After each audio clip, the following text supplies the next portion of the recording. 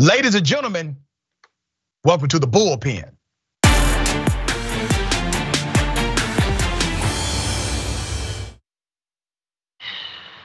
In the Bullpen today, we have Dr. Carole Lieberman, a medical doctor, also has an MPH, Master of Public Health.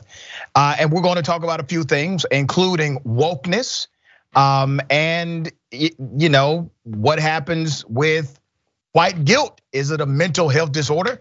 And we may also get into Joe Biden and his mental health as well. Dr. Lieberman, thank you for being on the show. Thank you. I do not want to presume what you believe about woke, being woke, or wokeism.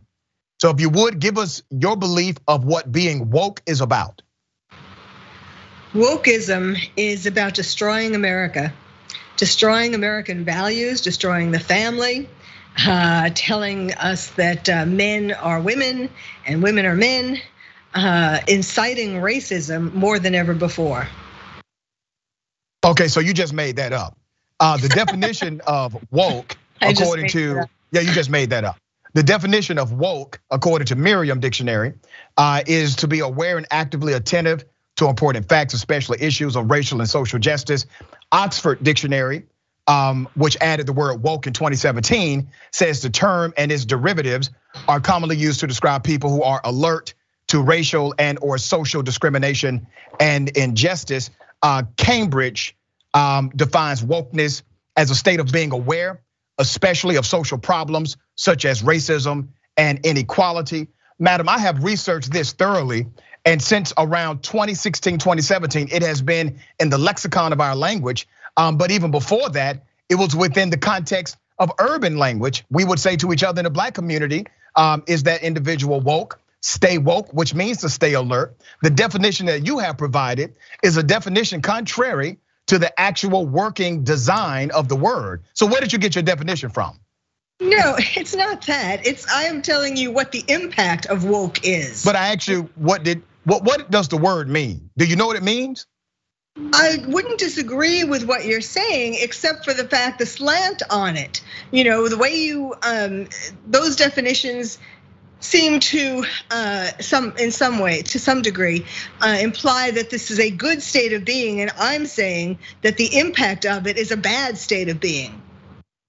There's a negative impact to individuals who are more aware of societal biases and injustices in the justice system.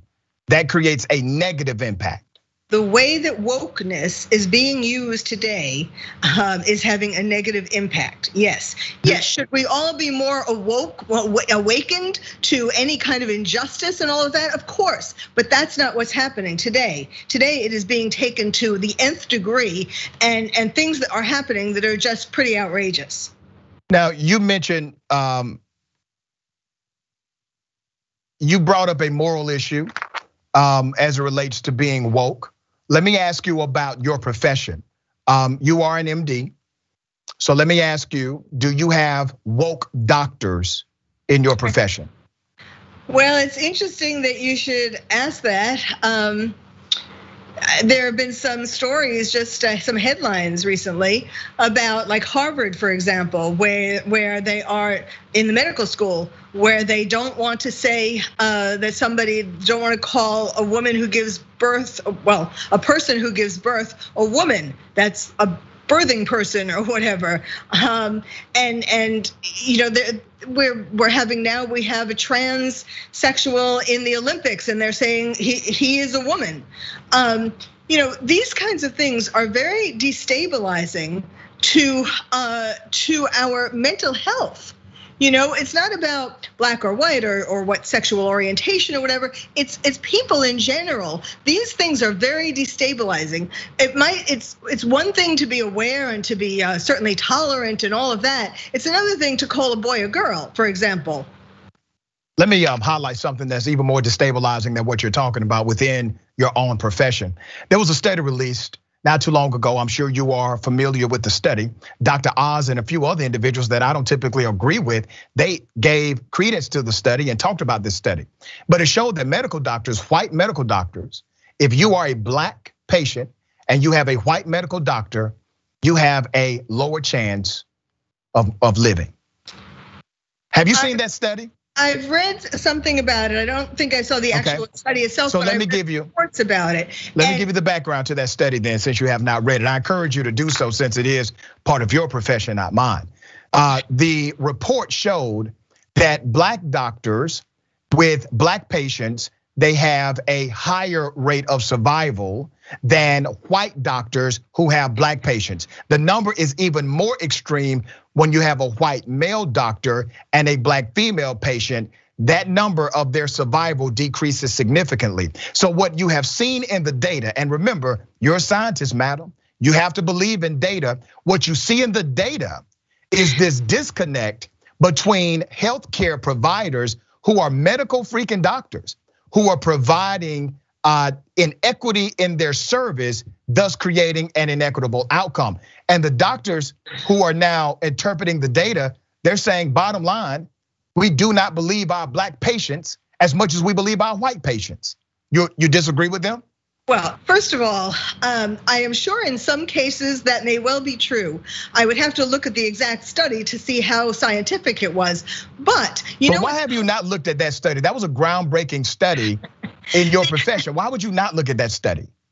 I've read about it, but not the study itself. The point is that you know what the impact of that is? The impact has been that in certain hospitals now, they are trying to only have black doctors treat black patients and white doctors treat white patients. Do you know how bad that is for black people and white people alike? If you need a doctor that's the best in your specialty, whatever your problem is, you want that doctor, whatever, it doesn't matter. See, this is the whole thing. It doesn't matter what the color of the skin is of the doctor. It shouldn't matter. It should matter how intelligent that doctor is, how well trained they are, how many patients they've seen with this kind of problem. We shouldn't be looking at the color of the skin.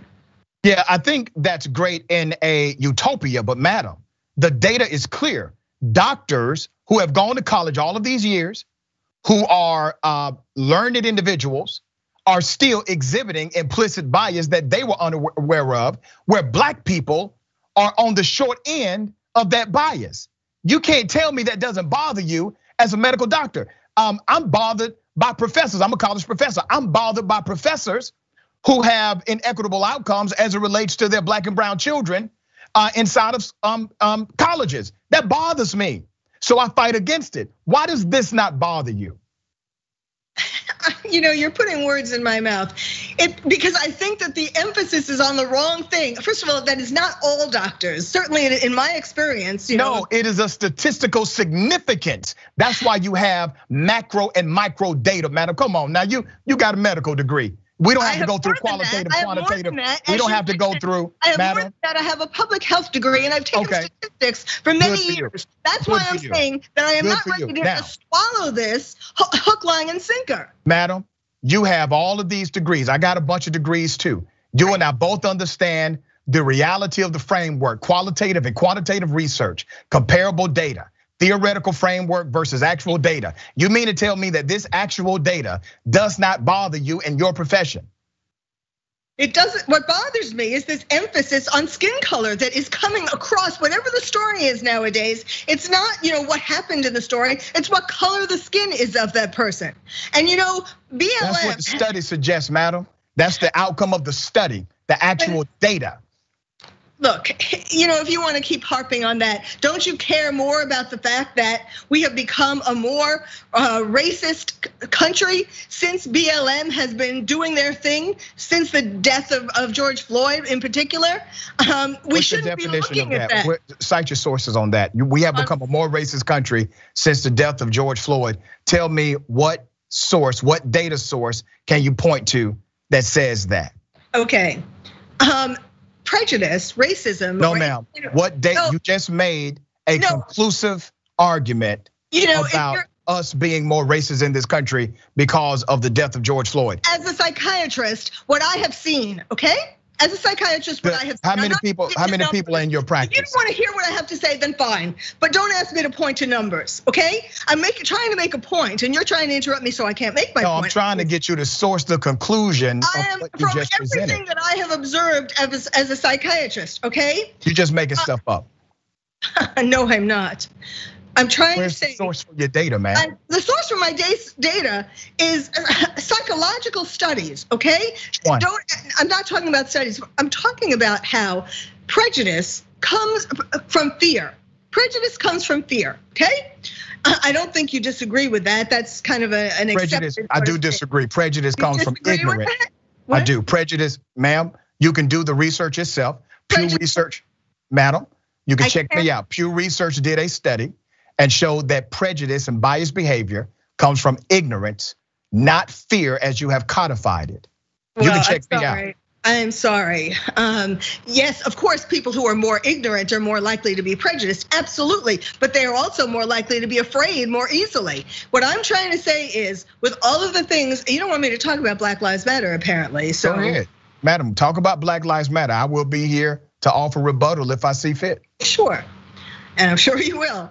Black Lives Matter, by stirring people up and causing riots in the streets, protests that turn into riots, people in front of restaurants that get harassed and assaulted and all of that, stores that are looted, all of the different aspects of violence, cops that are being shot, in broad daylight, people being shot in broad daylight, all of those things, those are, and not to mention critical race theory in the schools, all of those things have increased racism. Okay, so let me give you some facts because I traffic in facts over here. Racism, as far as survey science is concerned, people believe that the country has more issues with race or racial issues after the election of Trump. That number was already trending in the wrong direction with President Obama, to be quite frank with you, and it became even more pronounced under the presidency of Donald Trump. That's based on actual survey data of people saying, when did this country start to become more racist? But I will submit this to you, madam. This country is not as racist as it was during slavery. So if you think that this country is more racist than it has ever been, it's not as racist as it was during the foundation of the country. When you can actually own, kill, molest, rape a black person, a black child, a black woman without any penalty, and the government will protect you. I would call that pretty damn racist. Now let's go to your point. True, but I was talking about more modern history than that. Yes, okay. It was all right. Well, if you believe that Black Lives Matter is the catalyst of racism, if you really believe that. Wait a minute. I'm talking about what's happening in modern times. I'm not. Okay, but you do believe slavery. They weren't around, right? But you do believe in the modern context, doctor, that Black Lives Matter is the catalyst for racism in the United States of America. For increased racism in these more recent times, yes. Let me ask you about the 1960s under the leadership of Dr. Martin Luther King Jr. Do you think he created more racism in the United States of America? He was described just like you described Black Lives Matter. He was stirring up trouble, as you say. He was contrary to the normative thinking of whites at that time. Do you think he also created racism in America? No, he didn't, because What's the difference? His message was he didn't tell. His message was at the foundation of it was peaceful. He didn't want. And the foundation of Black Lives Matter is a peaceful message. What are you talking about? What peaceful message is that? The peaceful message is the fact that 99.2% of all of Black Lives Matter protests led to absolutely no violence whatsoever. You also had riots happen under the civil rights era of Dr. Martin Luther King Jr. There were riots in the street. But Dr. King, ma'am, let me just remind you, Dr. King was asked about those riots. He said, "What do you have to say about these riots?" He said, "Rioting is the voice of the unheard."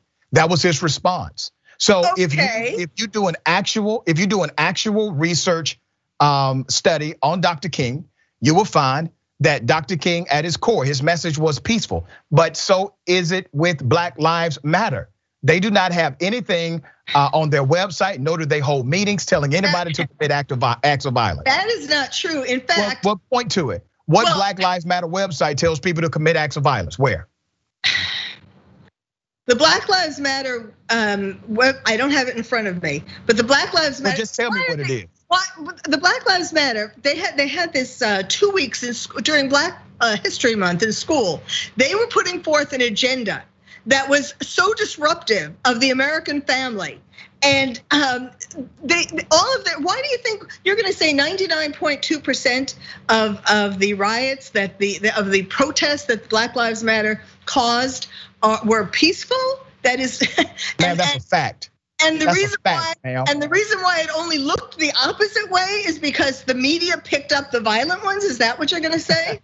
Ma'am, what I have just stated to you is a statistical fact, once again, backed up by Pew Research. You can find that easily through a Google search. Now, let me ask you about another protest that turned into an insurrection that I have deemed to be a terrorist attack.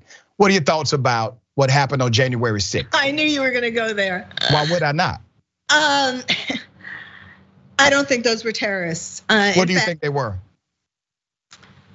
Well, for starters, they were not told by President Trump to do that. That's I don't care about that for this argument. Who were they? What did they do? They did go into the Capitol and they created mayhem. Absolutely. Do I think that that's right? That they should have done that? No. Do I call them terrorists? No. What's the definition of terrorism? Well, terrorism is trying to change a political or a social structure in one way with violence or with. You just described what you said was not I just terrorism. described what they did, what some of the people did on January 6th. So you do agree then? You change your story now? No, that was not the intent of what was supposed to happen on January 6th. Did some of the people get violent? Yes. Madam, you understand what just happened here, doctor? That what? You said that what happened on January 6th was mayhem, but not an act of terrorism.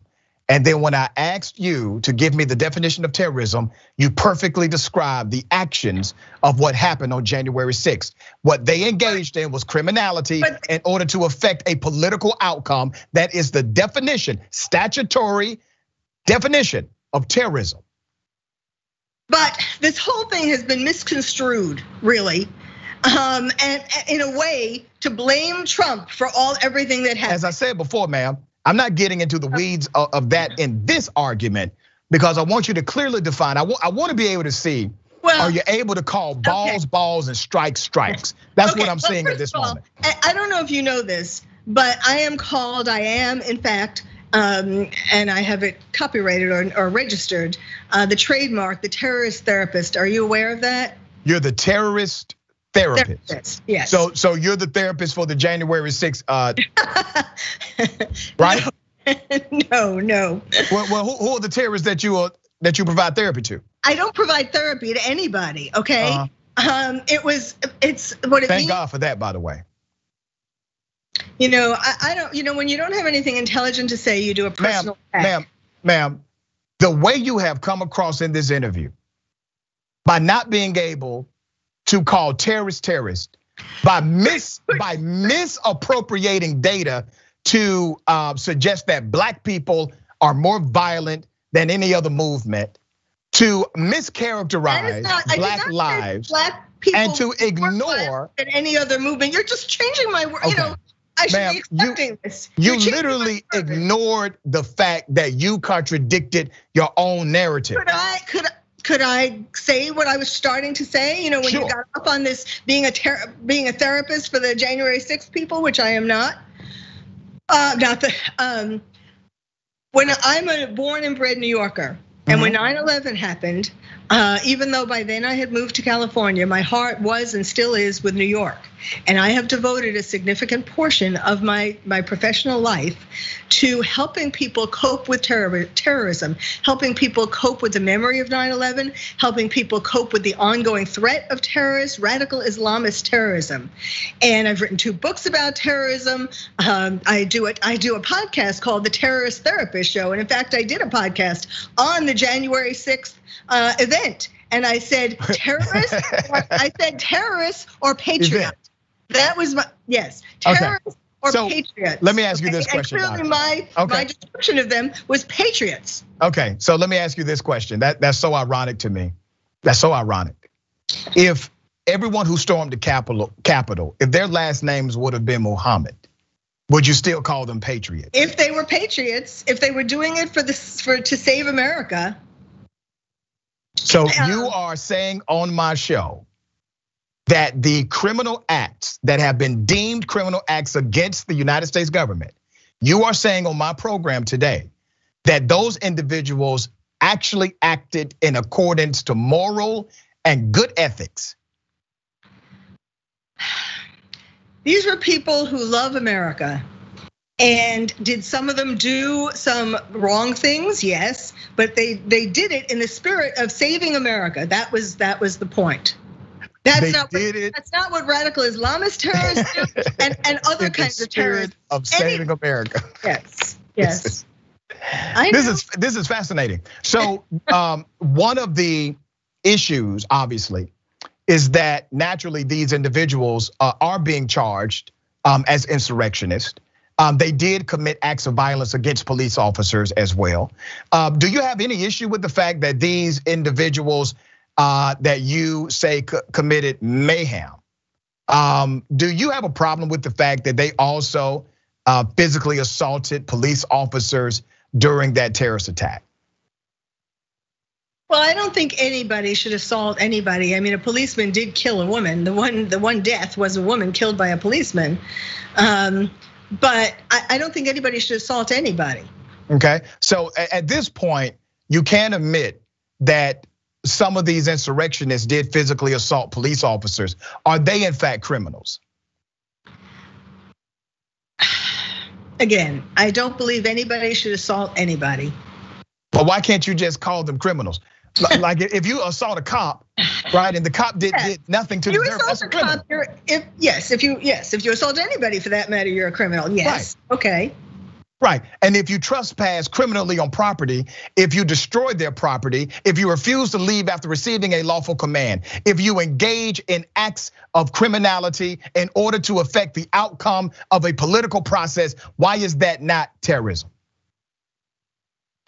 As I said in my show, I called it terrorists versus or patriots, and I call them patriots. You know, people feel, including myself, quite frankly, people feel very passionate about this country going to hell in a handbasket. I feel very passionate about this country going to hell in a handbasket. I am not going to storm the Capitol, but I do what I can, through the media and my books and so on. Yeah, you're just as bad as them. To try to wake people up. I thought you didn't want people to be woke. But let me tell you this, doctor. In my book, you're just as bad as them because you have a platform, you provide protection for them, you provide cover for them, knowing good and damn well they're criminals. You know that, and you know what kind of criminality that leads to. That leads to saying things like, let me destroy another individual because they don't think like me. Let me hurt, let me kill, let me bring bombs to the Capitol. Let me have an arsenal of 15,000 weapons. Let me engage in this because the ends justify the means. And that's the argument that you've made on my show. Any of that. You said they love America. You're projecting onto me what I said about Black Lives Matter. Ma'am, how in the world can you love America when you protect the very core of its constitutional democracy known as a presidential election? How can you love America when you are literally attacking America at the same time? I do think that the election does need to be investigated more. Ma'am, that's one argument. This is the other argument. How can you love America and attack it at the same time? How am I attacking it? I'm talking about the terrorists. You said they love America. How do they love America and attack it physically, violently, criminally? I am not absolving or saying that it's okay for anyone to do that. Similarly, it's not okay for people to do that in the streets. So they are in fact criminals. If any of the people who did a criminal act, whether it's trespassing or whatever, Yes, but it's so ironic though, talking about irony. These people are being, there's a whole committee in Congress, investigating them, right? When the people who are loot and who commit violence, shoot people in broad daylight in the street, they're not even given a bail. They're just being let out. Nothing is happening to them. Okay, madam, my producers are telling me I'm flat out of time. I do appreciate you being on Indisputable. Thank you for joining me in the bullpen. Okay, thank you.